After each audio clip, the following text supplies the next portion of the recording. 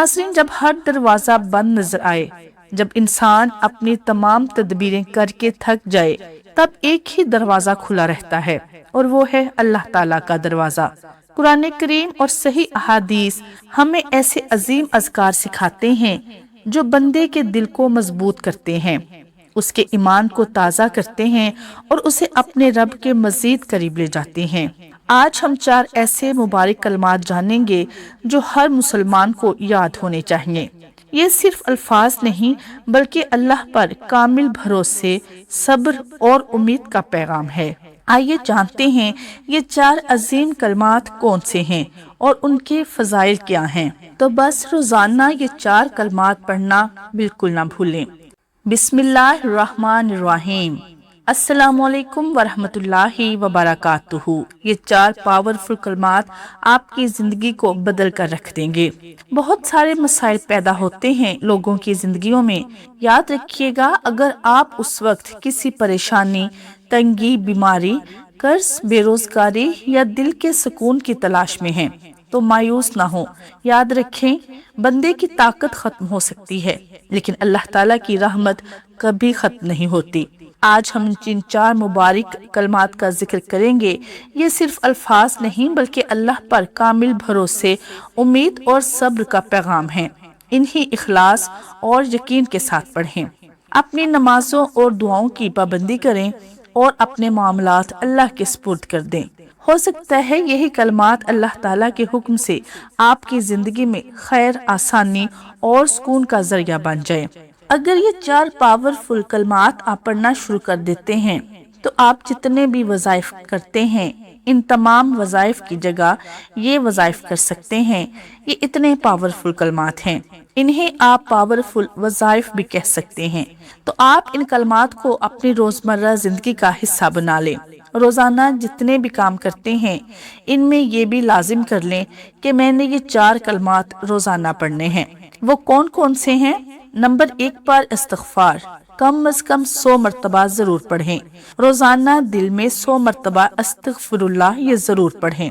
نبی کریم صلی اللہ علیہ وسلم کے بارے میں آتا ہے کہ آپ صلی اللہ علیہ وسلم 70 سے 100 مرتبہ دن میں استغفار کرتے، اور استغفر اللہ پڑھنے کی جو فضیلت ہے، اس حوالے سے کتب احادیث میں ایک حدیث موجود ہے جس کا مفہوم ہے کہ جو بندہ اپنے اوپر استغفار کو لازم کر لیتا ہے تو اللہ رب العالمین اس کے لیے ہر قسم کی مشکل سے نکلنے کا راستہ بنا دیتا ہے اور اسے ہر قسم کی دکھ، تکلیف، پریشانیوں سے نکال دیتا ہے۔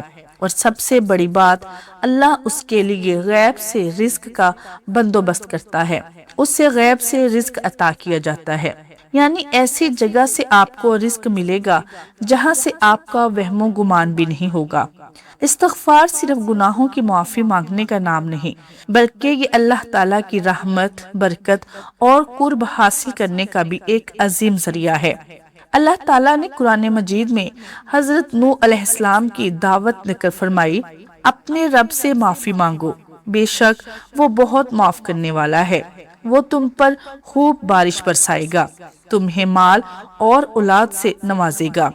اس سے معلوم ہوتا ہے کہ استغفار اللہ کے حکم سے رزق میں برکت اور زندگی میں خیر کے اسباب میں سے ایک سبب بن سکتا ہے۔ نبی کریم صلی اللہ علیہ وسلم نے فرمایا، اللہ کی قسم، میں ایک دن میں 70 سے زیادہ مرتبہ اللہ سے استغفار کرتا ہوں اور اس کی طرف رجوع کرتا ہوں۔ استغفار وہ عبادت ہے جو بندے کو ہر لمحہ اپنے رب کے قریب کرتی ہے۔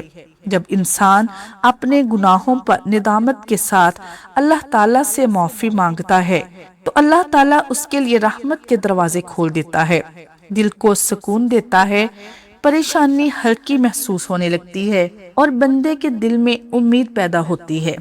نبی کریم صلی اللہ علیہ وسلم نے اپنی امت کو استغفار کی کثرت کی تعلیم دی، کیونکہ استغفار بندے کی عاجزی، اللہ پر بھروسے اور اس کی رحمت کی امید کا بہترین ذریعہ ہے۔ اسی لیے ہمیں خوشی، غم، آسانی اور مشکل ہر حال میں استغفار کو اپنا معمول بنا لینا چاہیے۔ اگر آپ زندگی میں بار بار ناکامی، بے سکونی یا تنگی محسوس کرتے ہیں تو استغفار کو اپنی روزانہ کی زندگی کا حصہ بنائیں۔ استغفار صرف زبان سے ادا کیے جانے والے الفاظ نہیں، بلکہ دل سے اپنے رب کی طرف رجوع کرنے کا نام ہے۔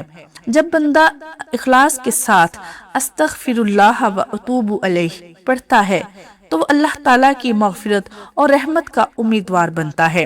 اللہ تعالیٰ اپنے بندوں کی توبہ کو پسند فرماتا ہے، اور استغفار انسان کے دل کو پاکیزگی، سکون اور امید عطا کرتا ہے۔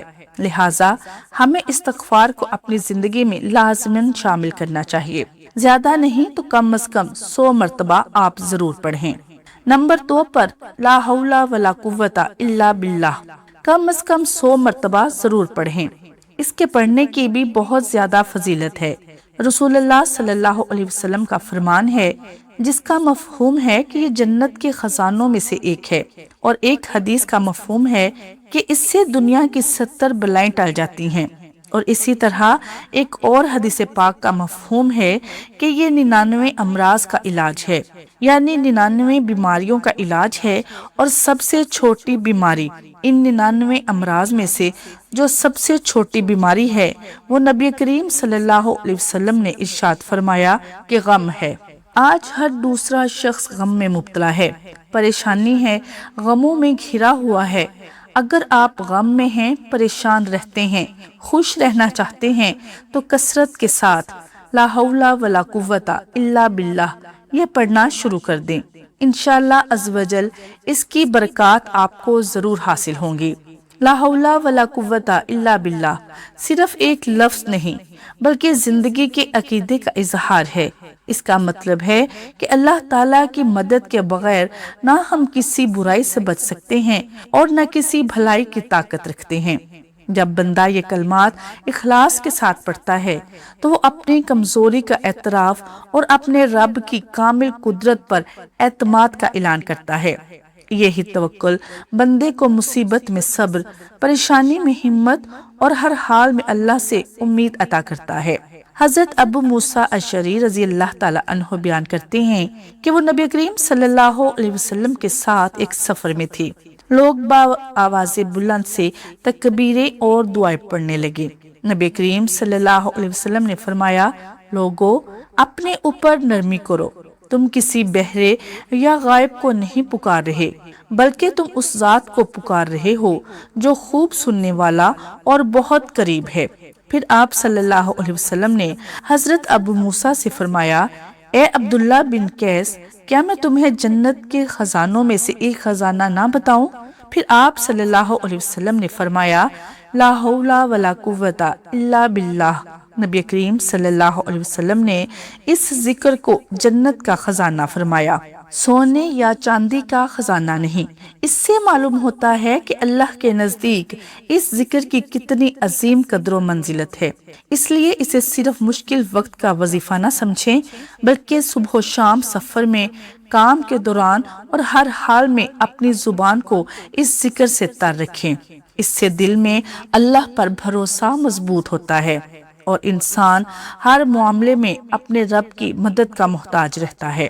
نمبر 3 پر حسبنا اللہ و نعم الوکیل کم از کم 50 مرتبہ ضرور پڑھیں، کیونکہ اس کے پڑھنے کی بھی بہت زیادہ برکات ہیں۔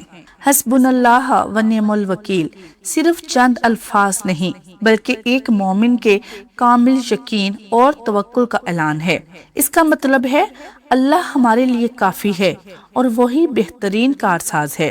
جب بندہ ہر طرف سے مایوس ہو کر اپنا معاملہ اللہ کے سپرد کر دیتا ہے تو اس کے دل سے خوف کم ہونے لگتا ہے، امید پیدا ہوتی ہے اور اسے یقین ہو جاتا ہے کہ جو کام دنیا کی طاقتیں نہیں کر سکتی وہ اللہ تعالیٰ ایک لمحے میں کر سکتا ہے۔ زندگی میں ایسے لمحات آتے ہیں جب انسان کے پاس نہ کوئی سہارا ہوتا ہے اور نہ کوئی راستہ نظر آتا ہے۔ ایسے وقت میں حسبنا اللہ و نعم الوکیل بندے کو یہ یاد دلاتا ہے کہ اس کا سب سے بڑا سہارا اللہ تعالیٰ ہے۔ یہ کلمات ہمیں ہر حال میں اللہ پر بھروسہ کرنا سکھاتے ہیں، کیونکہ اصل کارساز، مددگار اور مشکل کشا صرف اللہ تعالیٰ ہے۔ حضرت ابراہیم علیہ السلام کو جب نمرود آگ میں ڈال رہا تھا تو اس وقت حضرت ابراہیم علیہ السلام نے یہ پڑھا، حسبنا اللہ و نعم الوکیل۔ اللہ تعالیٰ نے فوراً حکم دیا، اے آگ ابراہیم پر ٹھنڈی اور سلامتی والی ہو جا، تو آگ ان کے لیے گل و گلزار بن گئی۔ تو اتنی زیادہ برکات ہیں اس کلمات کو پڑھنے کی، یہ کم از کم 50 مرتبہ آپ ضرور پڑھیں۔ اگر آپ اس وقت کسی پریشانی، بیماری، قرض، بے روزگاری یا کسی آزمائش سے گزر رہے ہیں تو اپنے دل کو اللہ سے جوڑ لیجئے۔ حسبنا اللہ و نعم الوکیل کو صرف زبان سے نہ پڑھیں بلکہ پورے یقین کے ساتھ پڑھیں کہ میرا رب میرے لیے کافی ہے۔ جب بندہ سچے دل سے اللہ پر بھروسہ کرتا ہے تو اللہ تعالیٰ اس کے لیے ایسی آسانیاں پیدا فرما دیتا ہے جن کا وہ گمان بھی نہیں کر سکتا۔ نمبر 4 پر یا حیو یا قیوم برحمتک استغیث، یہ کم از کم 100 مرتبہ آپ ضرور پڑھیں۔ اس کے پڑھنے کی بھی بہت زیادہ فضیلت ہے، بہت زیادہ اجر و ثواب ہے۔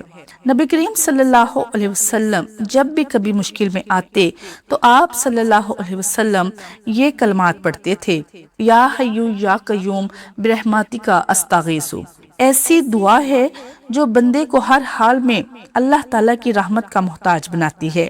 اس کے معنی ہے، اے ہمیشہ زندہ رہنے والے، اے تمام کائنات کو سنبھالنے والے، میں تیری رحمت کے ذریعے مدد مانگتا ہوں۔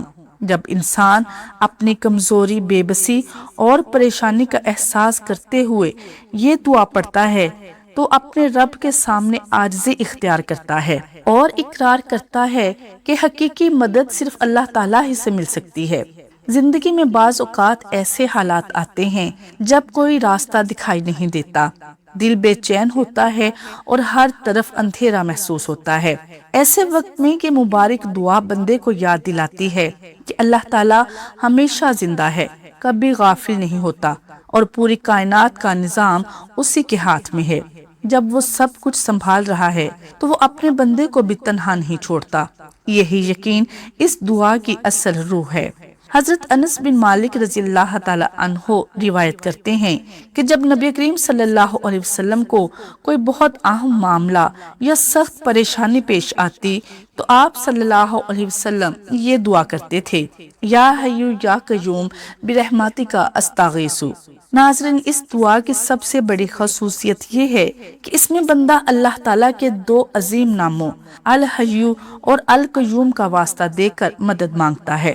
جب دل پریشان ہو، فیصلے سمجھ نہ آئیں یا ہر طرف سے راستے بند محسوس ہوں تو اپنے رب کی طرف رجوع کریں، کیونکہ جو اللہ پوری کائنات کو سنبھالے ہوئے ہے وہ اپنے بندے کے معاملات میں بھی بہترین انداز میں سنبھالنے پر قادر ہے۔